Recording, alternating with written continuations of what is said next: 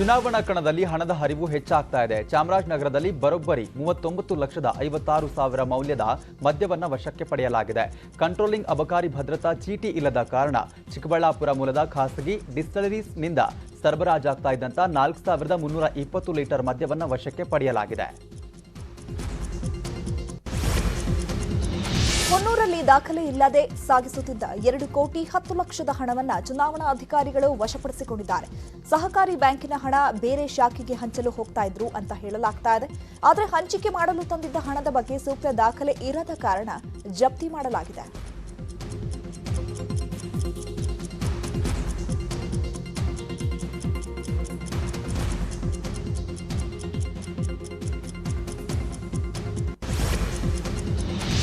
ರಾಜ್ಯದ ಹಾಲು ಮಾರುಕಟ್ಟೆಯನ್ನ ಗುಜರಾತ್ನ ಅಮೂಲ್ ಕಂಪನಿ ಅತಿಕ್ರಮಿಸಿಕೊಳ್ಳಲು ರಾಜ್ಯ ಸರ್ಕಾರ ನೆರವು ನೀಡ್ತಾ ಇದೆ ಅಂತ ವಿಪಕ್ಷಗಳು ಆರೋಪವನ್ನ ಮಾಡುತ್ತಿವೆ. ಚುನಾವಣೆ ಹೊಸ್ತಿಲಲ್ಲಿ ಪ್ರತಿಪಕ್ಷಗಳು ಇದನ್ನ ಅಸ್ತ್ರವಾಗಿ ಬಳಸಿಕೊಂಡಿವೆ.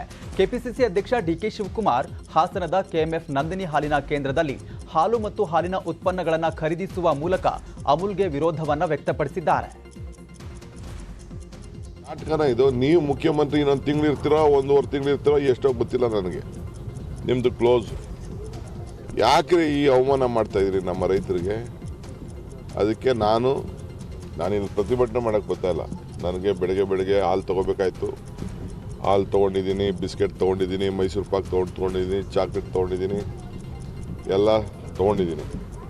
ತೊಗೊಂಡು ನಮ್ಮ ಜನರಿಗೂ ನೋಡ್ರಪ್ಪ, ನೀವು ಕೂಡ ರಾಜ್ಕುಮಾರ್ ಅವ್ರ ಆದಿ, ಪುನೀತ್ ರಾಜ್ಕುಮಾರ್ ಆದಿ, ನಮ್ಮ ಮಕ್ಕಳು ನಮ್ಮ ಹಾಲು ಕುಡಿಬೇಕು ನೀವೆಲ್ಲ ಅಂತ ಹೇಳಲಿಕ್ಕೆ ಇಲ್ಲಿಗೆ ಬಂದಿದ್ದೀನಿ.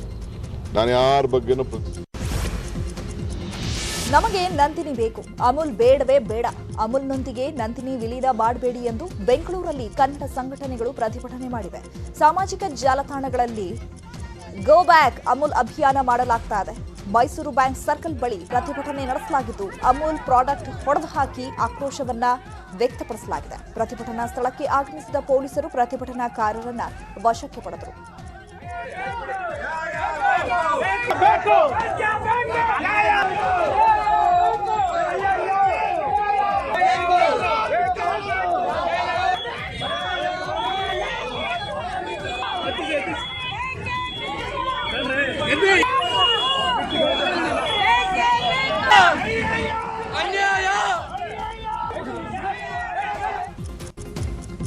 ಕೇಂದ್ರ ಮೀಸಲು ಪೊಲೀಸ್ ಪಡೆಯ ನೇಮಕಾತಿ ಪರೀಕ್ಷೆಯನ್ನ ಹಿಂದಿ ಮತ್ತು ಇಂಗ್ಲಿಷ್ ಭಾಷೆಯಲ್ಲಿ ಬರೆಯುವುದನ್ನು ಕಡ್ಡಾಯಗೊಳಿಸಲಾಗಿದೆ.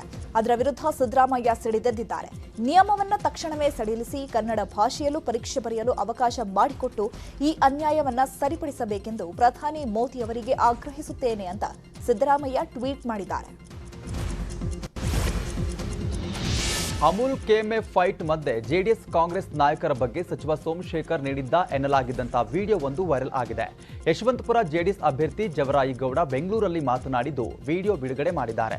ಅಮೂಲ್ ನಂದಿನಿ ಬಗ್ಗೆ ಮಾತನಾಡೋ ಭರದಲ್ಲಿ ಕಾಂಗ್ರೆಸ್ ಜೆಡಿಎಸ್ ನನ್ನ ಮಕ್ಕಳು ಕಳ್ಳನ್ ಮಕ್ಕಳು ಅಂದಿದ್ದಾರೆ ಅಂತ ಜವರಾಯಿಗೌಡ ಕಿಡಿಕಾರಿದ್ದಾರೆ.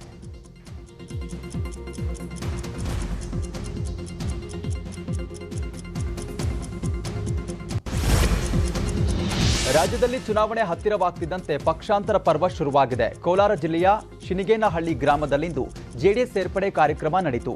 ಜೆಡಿಎಸ್ ತೊರೆದು ಆನಂದ್ ರೆಡ್ಡಿ, ಸತ್ಯಣ್ಣ ಹಾಗೂ 10 ನಾಯಕರು ಸೇರಿದ್ದಾರೆ. ಇದೇ ವೇಳೆ ಮಾಜಿ ಸಿಎಂ ಕುಮಾರಸ್ವಾಮಿಗೆ ಸಮಾಜದ ಮುಖಂಡರು ಕಂಬಳಿ ಹೊದಿಸಿ 2 ಕುರಿ ಗಿಫ್ಟ್ ನೀಡಿದ್ದಾರೆ.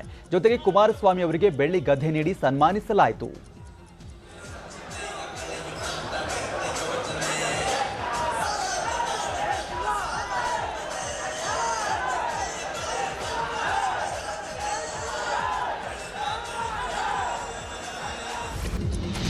ಪ್ರಧಾನಿ ನರೇಂದ್ರ ಮೋದಿ ಅವರು ನಿನ್ನೆ ಬಂಡೀಪುರ ರಾಷ್ಟ್ರೀಯ ಉದ್ಯಾನವನದಲ್ಲಿ 2 ಗಂಟೆ ಕಾಲ 20 ಕಿಲೋಮೀಟರ್ ಸಫಾರಿ ನಡೆಸಿದರು.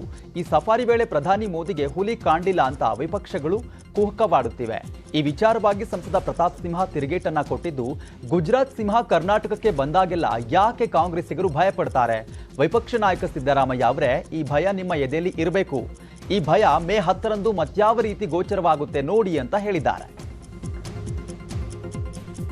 ಮತ್ತೊಂದು ಸಿದ್ದರಾಮಯ್ಯನವರಿಗೆ ಹೇಳಲಿಕ್ಕೆ ಬಯಸ್ತೇನೆ, ಈ ಮೋದಿಜಿ ಬಂದಾಗ್ಲೆಲ್ಲ ಪ್ರತಿ ಸರಿ ವಿಸಿಟ್ ಅಲ್ಲೂ ಕೂಡ ಒಂದಲ್ಲ ಒಂದು ಕೊಂಗ್ ತೆಗಿತಾರೆ. ಈ ಬಂಡೀಪುರಕ್ಕೆ ಬಂದಾಗ ಹುಲಿಯೆಲ್ಲ ಓಡಾಡ್ಬಿಡ್ತಂತೆ. ಸ್ವಾಮಿ ಸಿದ್ದರಾಮಯ್ಯನವರೇ, ಆ ಗುಜರಾತಿನ ಸಿಂಹ ಮೋದಿಜಿ ಬಂದಾಗ ಕೂಡಲೇ ನೀವು ಮತ್ತು ನಿಮ್ಮ ಕಾಂಗ್ರೆಸ್ನವ್ರು ಯಾಕೆ ಹುಯಿಲೆಬ್ಬಿಸ್ತೀರಿ, ನೀವು ಹೂಳಿಡ್ತೀರಿ? ನೀವು ಸಿಂಹ ಬಂದ ಕೂಡಲೇ ನಿಮಗೆ ಯಾಕೆ ನಿಮ್ಮ ಎದನಲ್ಲಿ ಅಷ್ಟೊಂದು ನಡುಕ ಬರುತ್ತೆ? ಈ ಭಯ ಇರಬೇಕು. ಆ ಭಯ ಎಂಥ ಪರಿಣಾಮವನ್ನು ಬೀರುತ್ತೆ ಅನ್ನೋದು ಮೇ 10ನೇ ತಾರೀಕು ಸಾಬೀತು ಮಾಡ್ತೀವಿ. ಮತ್ತೊಂದು ಮೂಲ ಸೌಕರ್ಯ ಕಲ್ಪಿಸದ ಹಿನ್ನೆಲೆ ಭದ್ರಾವತಿಯ ಕನಸಿನ ಕಟ್ಟೆ ಗ್ರಾಮಸ್ಥರು ಚುನಾವಣಾ ಬಹಿಷ್ಕಾರದ ಎಚ್ಚರಿಕೆ ನೀಡಿದ್ದಾರೆ. ಗ್ರಾಮಕ್ಕೆ ಸರಿಯಾದ ರಸ್ತೆ ಸಂಪರ್ಕವಿಲ್ಲ, ಎಲ್ಲೂ ಕೂಡ ಮೊಬೈಲ್ ಸಿಗ್ನಲ್ ಸಿಗೋದಿಲ್ಲ. ಹೀಗಾಗಿ ಬೇಡಿಕೆ ಈಡೇರಿಸದಿದ್ರೆ ಚುನಾವಣೆ ಬಹಿಷ್ಕರಿಸುವ ಎಚ್ಚರಿಕೆ ನೀಡಿದ್ದು ಜಿಲ್ಲಾಧಿಕಾರಿಗೆ ಮನವಿ ಮಾಡಿದ್ದಾರೆ. ಜಿಲ್ಲಾ ಪಂಚಾಯಿತಿಯ ಕೊನೆ ಭಾಗದ ಹಳ್ಳಿಯಾದಂಥ ಕನಸಿನ ಕಟ್ಟೆಯಲ್ಲಿ ಮೂಲಭೂತ ಸೌಕರ್ಯಕ್ಕಾಗಿ ಚುನಾವಣೆಯನ್ನು ಈ ವರ್ಷ 2023ರ ವಿಧಾನಸಭಾ ಚುನಾವಣೆಯನ್ನು ನಾವು ಬಹಿಷ್ಕಾರ ಮಾಡಬೇಕು ಅಂತ ಹೇಳಿ